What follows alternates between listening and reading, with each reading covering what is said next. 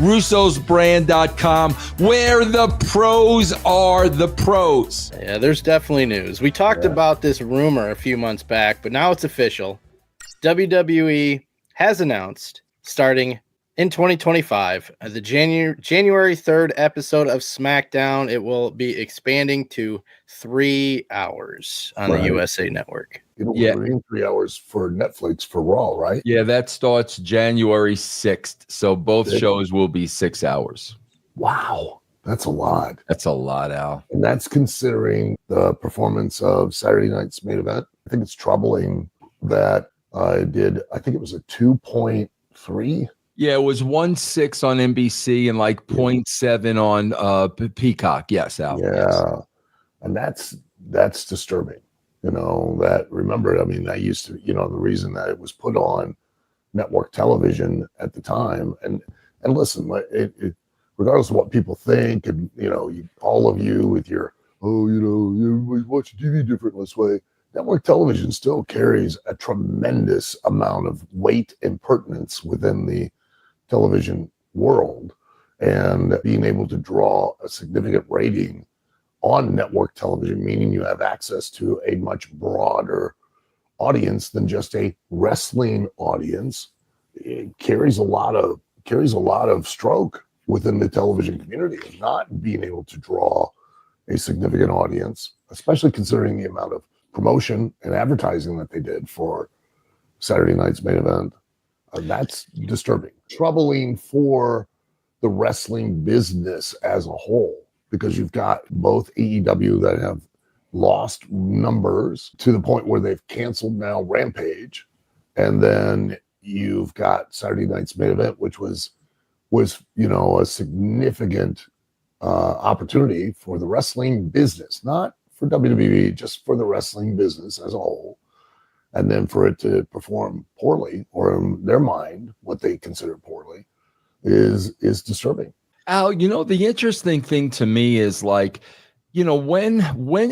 do networks or cable channels or streaming services, when do they start putting in their contracts that you are not allowed to put, any clips from the show, anything on YouTube? Because Al, let me tell you what happened. I know you deal a lot with freaking networks, Al, and you have for a very, very long time. Yeah. So Al, what happens is between Peacock and NBC, they do 2.3 million people. So what does the WWE start doing immediately? Oh, we got 45 million hits on social media.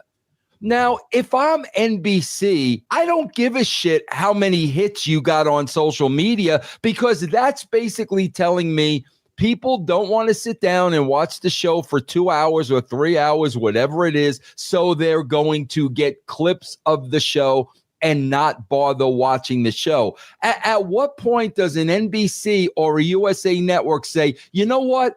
If we buy the show, then the clips are not allowed to go on your YouTube channel. If anywhere, they're going to go on our YouTube channel. We paid for the show. I mean, seriously, Al, if I'm these networks and I get those numbers and they're boasting about 45 million on social media, that's kind of pissing me off a little bit.